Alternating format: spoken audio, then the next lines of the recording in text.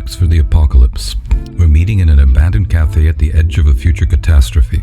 My name is Ivan Kokmerek, and periodically I prepare a guest for an adventure into a desolate apocalyptic landscape, and I provide them with a knapsack into which they can place 5 comics or graphic novels of their choice to accompany them through oblivion. Their very difficult job is to make those choices. Today we're with Ron Hobbs, well-known storyboard artist for the stars, comic book collector extraordinaire, comic book artist, and storyteller. Welcome, Ron. Ivan, thank you. You're welcome. Now, you know the premise. You remember the premise of our podcast. It's that you're stuck in an apocalyptic world, and we ask you to take a backpack, and in that backpack we can put 1, 2, 3, 4, 5 comics or graphic novels that will sort of mean something to you as you wend your way around the desolate city or country, wherever you are. Can I begin by asking you a little bit about your childhood? Do you remember where you first encountered comics or what comics meant to you as a kid? Probably my earliest comics were maybe some funny animal comics that were bought for me. I was probably no older than 4 or 5. And probably Donald Duck, but who knows. But when I started going after comics, there was a store down the street. And you grew up in Toronto? I grew up in Toronto. I grew up in the suburbs. I started out in the East End around Bayview and Shepherd. So there was a nice little subdivision there. There was a street that went down we were at the top. I went down and there was a shopping mall, strip mall. It was built just as I was being a kid. And then they had a variety store, convenience store. And inside there were these comics, but didn't have covers. So they were, I find out later, they were remaindered comics that were illegal actually. But, because they weren't supposed to be sold. Yeah. They were 3 for 15 cents. I thought, well, that's 3 comics for 15 cents, great. So I would read them, although I missed the covers, but they were mostly DCs. Sometimes there'd be some Marvels in there. Very few Spider-Man or anything like that. But they were a good deal, because I can remember we didn't get much allowance in those days. No. And you get a quarter, you can get maybe 2 comics and a bag of candy or something like that. Yeah. Go to the store. Oh, I know. No, it was, and I also went out and bought comics with covers too, because I wasn't always relegated to that part of the world. I get in my car with the parents, and as soon as I saw a store that might have them, I would say, pull over. We have to go in because I have to find some comics. And sure enough, I would find things that, I liked, that I want, that the covers already, still had them. But I had to pay 12 cents. Yeah. So that was, that hurt, but I did it. And so I started my, sort of comic collection buying this way. And then when around the age of 9, I moved out to the West End of Toronto. No more coverless comics for 15 cents. I'm not paying full blown 12 cents, and I would go up to a place called the Rich Viewer, and they had comics there. And, I was still sort of buying DC, but I think it was, I was getting sort of old for that. So once I saw, I think it was like the Marvels, and I think I saw Spider-Man 50 with that red cover, and I went and opened it up, and I saw the costume in the trash can, and there was Fantastic Four and all that, right, and Daredevil, and that's it. I picked them up, I said, goodbye, DC, and that was it. I just read Marvels after that. I remember I bought one Jimmy Olsen because there were no Marvels, and I needed to read a comic. And it was where Superman was dancing the twist on the stage, and I read it, and I said, I've been insulted, my intelligence has been insulted long enough, and I threw it against the wall, and that was it. And it was around that time that I met Dave. I think we were both looking for comics. And that's Dave Derrigo. Mm-hmm. We came home along the same street, and I was saying, are you looking for comics? Because it was a distributor strike on. So I noticed there was this other kid, and he was looking for comics, but they weren't there. So it was very tough going. It's like, taking the drug away from the addict. I mean, this was not. That's what I was just thinking. Yeah. You were addicted pretty early. I was addicted very early, and I needed a newspaper route. I needed to find, the allowance was definitely not enough to keep it. I remember taking empty pop bottles back to get anything, to get some. Anything to get a little bit of extra money so you could, buy as many as you could. Well, we see where the force came from with comics for you. Now, let's find out what your first pick is. What comic would you first put in that knapsack to take with you? That's a very good. Does it have to be from any era, or it can be any comic that exists? But remember, it's not the value. It's slab books aren't going to get you money. I mean, everything is undercut. Not in the the action one. It's no longer a commodity. Yeah, it's no longer a commodity. It's just fun. Yeah. It's just fun in the post-apocalypse. Okay. I always loved that Spider-Man 50 with that red cover. But I also loved, there was one that I really liked, and it was a Daredevil 9. It had, and I bought that even though I was still buying coverless comics. This is one I bought with the cover. And it was a Wally Wood cover. I remember. And, it didn't have a superhero in it, supervillain. It didn't have in the collecting world. It's not even given a lot of credence because of that, I guess. But the story had a lot of pathos, and it had he was trying to, his girlfriend who loved him wanted to make sure he got his sight again, but it was disappointing. There was a scientist who sacrificed himself, and all these sort of they really wrung the emotions out in that. And I give it to Wally Wood because he was plotting these things at the time. I find out later, Stan took the credit for writing them, but wouldn't be the first time. Wood was plotting them, and that was I thought that was a great story. And I find out later I'm on a Wally Wood site on Facebook, and there a lot of people are thinking the same thing. They posted this book, and all these people are like, "Yeah, what a great story that was." So I'm going to go with that one. I'm going to go, and also there was the original Wood cover for that came up for sale on an auction, and I desperately, but of course it was way beyond my means. But boy, I would have loved to have owned that and hung that. Well, you're now in a point in the apocalypse where it doesn't matter what you own, what you can hang up on your wall. But that first comic book pick, Daredevil 9, is a great pick. Thank you. For you. And I'd agree with you. That story is fantastic. Remember it, dude. Yes. Now you begin getting into maybe making your own comics and becoming a professional at it in some way. Can you tell us a little bit about that? I was always drawing my own, and most of the time they were I was swiping from, Marvels or Did trying you receive any training in drawing? Not at that point. I was pretty young. I was maybe 11. Uh-huh. There was people my age might remember a guy who taught drawing on TV called John Gagny. Gnaggy, I believe. He was in Buffalo, and he had lessons to drawing. And this was even before I was really into comics, but I found spellbound watching him, start like this. And within a few moments, there was a full landscape, but, how did he get there so fast? And I got some lessons my parents sent away, and I got how to draw the John Gagny way. And that was still in the old house, so I would have been like 7 or 8 years old, maybe younger, who knows. And they had, like charcoal sticks, and they would show you the steps he took. And I quickly realized I was way in over my head. There's no way. I tried, but there was no way I was going to pull this up. But you knew you loved to draw. Oh, from a very early age, I was drawing. As I became a bit of a solitary figure, I was in my room and I was drawing. I was reading comic books and I was drawing my own comics. And then I bumped into Dave after the topic of comics came up. And he said, well, I publish. And I said, do you do comics? I said, yeah, but I didn't want to, say publish. I don't publish. I was drawing the scribblers. Well, so I said, why don't you come by this evening after dinner and show me your work? Dave's going, I don't remember any of this, but I do. And I show up and he liked my work, so he slotted a story for me to do. And I was sort of called the Scavenger. I created this character called the Scavenger, which is kind of based on pulpy type characters like this. I was reading The Shadow at a lot of the time. The paperbacks, they were sort of, noirish type of characters they caught my imagination.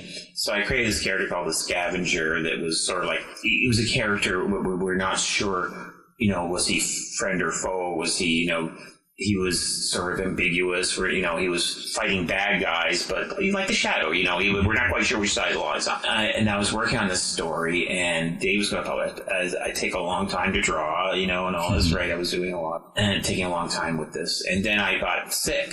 I had a scoliosis as a child, and I had a spinal fusion operation. So I was in bed for months. And I had an easel on my cast where I would draw and do things as much as I could. I finished the story, but by that time Dave was stopped publishing, so it never got published. I was still buying comic books. Of course, also one of the things that Dave pointed out to me was I could find back issues of comic books somewhere. Yeah. And of course he wanted, let's talk about doing a comic book together. I felt like, let's talk about where that store is, where I can find back issues, because I need that. This is important in my life to get those back issues. So he brought me down to Memory Lane in Toronto downtown. Got the parents to take us down. Well, let me interrupt you then, because we got to get to your second pick. Okay, my second pick. And your second pick, you got? Well, I'm going to say, I love Stranko a lot. He, to me, had, in the issue of the third one with the sort of the Hound of the Baskervilles type story. But they were all great. But I'll say that one because the cover was so striking. And by that time, I think he really, was in his stride. I mean, he had a combination of cinematic, graphic storytelling. He took all the pop art references. He brought in movie lore. He was, bringing in camera angles and stuff that, and people today don't realize what an impact Steranko had on the comic book industry. Yeah, it was huge. It was huge, and it was still felt. And he didn't do that much, but certainly he made a huge difference to me. And looking at his stuff, it just fired my imagination. I just wanted to draw so much whenever I saw his stuff. I wanted to be as creative as. Now, Steranko eventually did a little bit of storyboarding too, didn't he? Yeah, I think he did the Dracula movie for Coppola. And that's what your career went into afterwards, into storyboarding. Well, I did some small press comics and things. I even had a comic strip in the Toronto Star for a year. What was it called? It was called Captain Crime Fighter. So I got called up by this editor who knew me and said, we're looking for a comic strip for our new section in the Sunday paper. And said, do you have an idea? And so I came over and I said, I actually done up these things called Urbanitis. It was all about this young man going around the big city and meeting all these crazy women, right? Which was kind of like a bit of these were all true stories. All true stories. The young man kind of had red hair and glasses and wore a leather jacket. So, and I drew him in a cartoony style. So I had all these sort of little adventures and stuff. So I showed her that, and she goes, well, yeah, this is good, but we're actually thinking of something for the police. We're trying to get together with the police to do something on crime prevention. And I said, okay, well, why don't we call him a superhero, call him Captain Crime Fighter, and he gives out tips every time on how to prevent, make sure you're safe and all that sort of stuff. And she goes, okay, go ahead. So I did it for about a year and wrote the stories myself. There were stories, whatever it was, whatever we call it. So, Captain Crime Fighter was a sort of Roger Ramjet type of character. He was always, telling the woman, be careful at the bank machine because, you never know, someone could come up behind you and grab your money and, try to make it as interesting as possible. But actually it was kind of a nice cartoon look to it. I'll have to search them out. It sounds interesting. Peppered with crime tips. Yeah, there's always had to, and I had to do it in 3 or 4 panels. It had to be all kind of a little succinct story. There was, one on kids in Halloween. There was actually, my favorite one was the Halloween one. Got the kids to do up in all these costumes. Halloween's coming up. I should probably put that on my Facebook page, actually. And just to make sure, you're not wearing flannel. I can't remember the tips, but at the end, it was just a draw. It had some cute drawings. So that was that. Well, let's now get to your third pick. Well, what's the third comic you would take with you in your knapsack? Neil Adams, because those were two of the artists. Those were the beginning of the hot young guys, right? I mean, I loved Kirby, and I loved Romito, and I loved these guys, but these guys were bringing in changing the vocabulary a little bit. They were younger, and I loved Dead Man.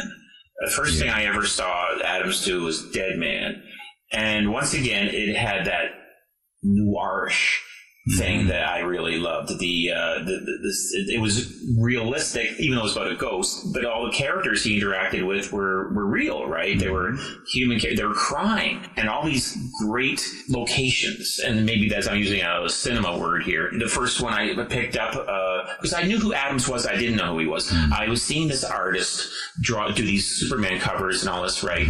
And I was saying, "Wow, that cover's a knockout." And inside it was Kurt Schaffenberger and the usual guys.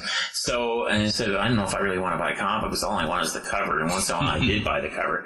And then I saw in my local store 2 Dead Man comic books together. I said, immediately I said, this is the guy. And I opened up, hey, there's a name, Neil Adams, right? And the one on the cover with the hook in the foreground, and Dead Man's in the midground, and there were pigeons flying everywhere. It was on a rooftop, and it was so real. It was just like, oh my God, this is no longer superhero fantasy, this and that made up world. This was absolutely here and now. It was chilled me, it was like, what a great thing. And I just fell in love with what he did. I liked it better than the X-Men because all of a sudden the X-Men was now superheroes.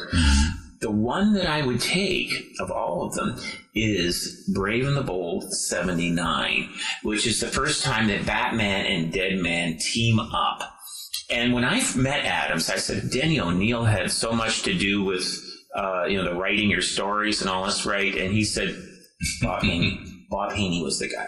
Wow. He said, Bob Haney. I said, Bob Haney wrote that Brave and the Bold 79. He said, he was the one who brought it back, The Dark Knight.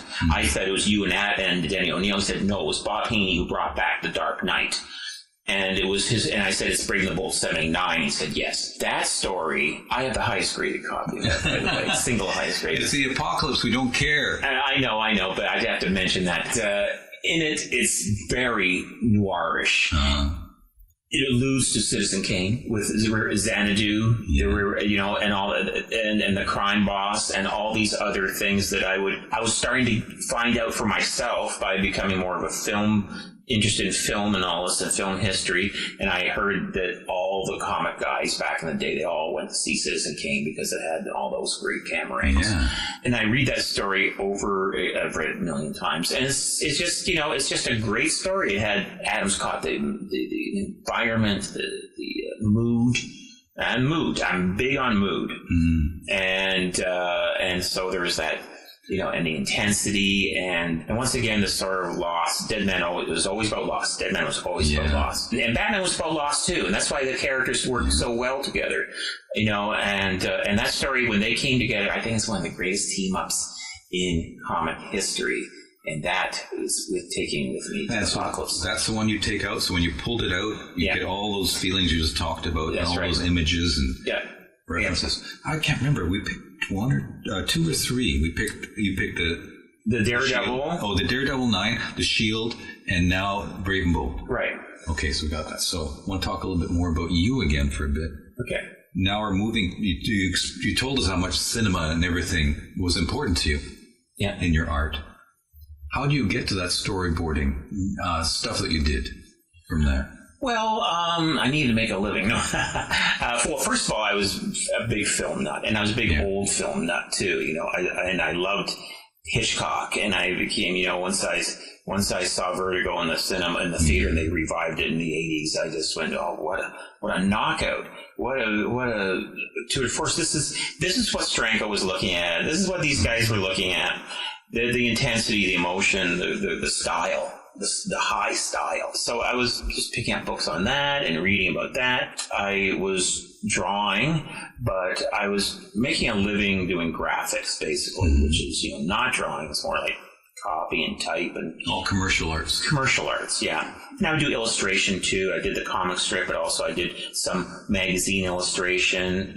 You felt shackled in your artistic consciousness? Well, here's what my life was like. I was 9 to 5. I was going to a job, and then at night I would actually go home and do my freelance illustration. It was a pretty full life because I couldn't just do the 9 to 5 thing. I wasn't that thrilled with it, but I was also, had enough energy in me at the time that I could also do freelance as well.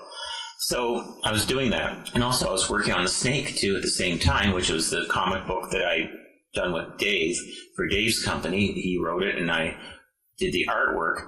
So I was also creating that as well. Mm-hmm. So it was a lot of, but then the graphics job ended. It was the early 90s, and I was doing studio work to make a living, which is basically going in and helping out with presentations for advertising, things like that. I knew storyboards. I knew what storyboards were. I knew that movies, sometimes applied. I also animation, but my style didn't really suit animation so much. I had worked a little bit in animation, but it was not for maybe a right fit. I was basically spray gluing other people's storyboards on foam core for presentation and saying, I should be doing this, I can do this. Then, and actually I was doing advertising before I even did movies. I did some advertising boards, but it was making the first movie I worked on was something called No Contest. Okay, so what happened was that I decided that, first of all, I needed money. And second of all, I could draw, but I had to change my whole way of thinking when it came to drawing, because up until then I took too long. I was a lot of detail oriented. Storyboards were different. You had to do fast. You had to get it out there. You had to communicate the ideas, but you didn't have a lot of time. I had to find different ways to draw, which would make it faster. Anyway, so and there was movies I was sending out, faxing out samples of my drawing, and there was one place that said, I called them up and I said, "Are you looking for storyboards?" They were doing a movie called No Contest. And I said, if you want to come by the office tonight at 5 o'clock.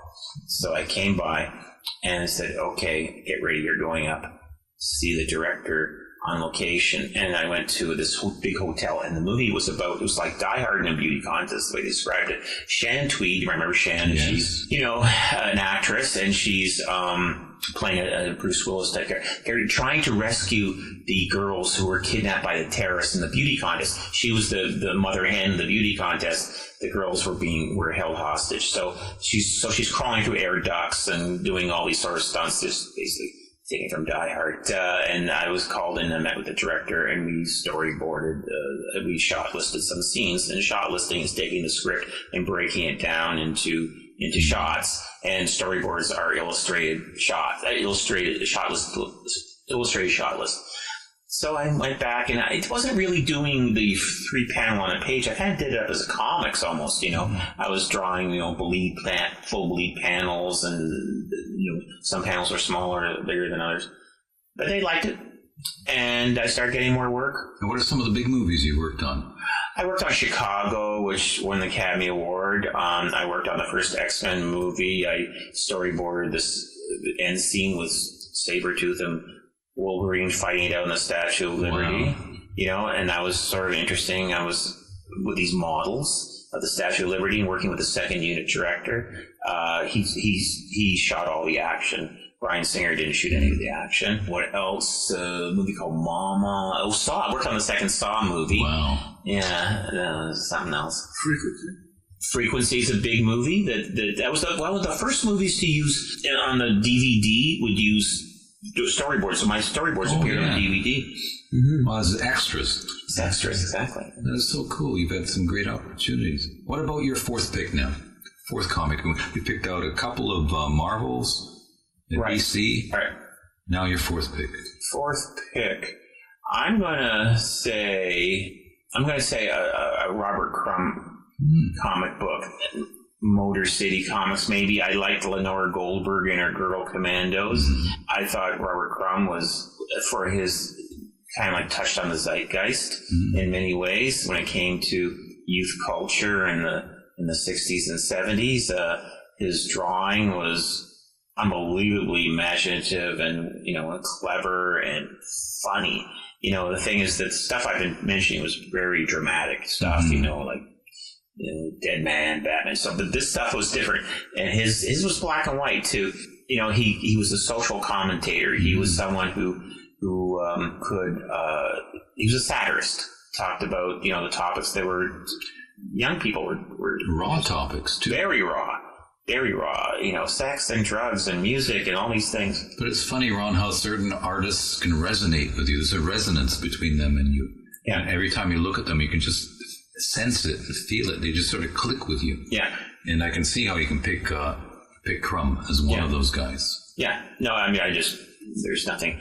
I mean, sometimes you look back and I go, holy boy, he was really breaking barriers. Yeah. I don't even know. I think even by today's standards, he still sort of, people would look, okay, Robert. I think so, yeah. Even he admitted that, okay, I know I'm a little, out there, folks. And he was very, very much in the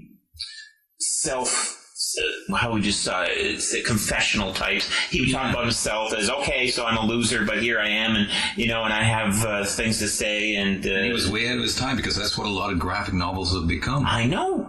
He was doing really this 30, 40 years ago. I know. No, he put himself in them. That's why sometimes I like the way he drew himself. More the funniest things there. He was completely merciless in the way he drew on himself. And of course he had his obsessions, and his obsessions were laid out in there. I've never seen a comic artist more naked in my life. Yeah, I agree. And the one thing that struck me about him all the time is he was one of those artists who was breaking barriers. Absolutely. Pushing limits. Yeah. So it would have to be, I just said more, say maybe Zap number 0, the one with Joe Blow in it. I can't remember which issue that was. That was, something else. A Crumb Underground. Or White Man, because the White Man always went into the jungle and he was attracted to black women, and I could kind of see that, Okay, tug of war, which one are you going to pick? You're going to pick one. What? Oh. A White Man or Zap 0? Which one's it going to be? I'm going to go Zap 0. Yeah, okay. that just, I could not believe when I saw that. Unbelievable. He just, you know the story I'm talking about? Yes. Joe Blow? Yeah, well, Okay, so you've got 4 comics now. I know you as an aficionado of comics and a collector supreme of comics, where you're able to live in that world of comic books as an art form combined with being a commodity. What can you tell us about that world? What can you share about that? Well, since I've kind of really delved into, when I started collecting again, there was a period of time where I really didn't Yeah, same with me. Didn't have a lot to do with comics, and I did actually work briefly at the Shaggin' Lady here and there, and I was not that I was ignored them, but I would come in. Dave was good at saying, "There's this new hot artist, Frank Miller, you might be interested in," and I liked it.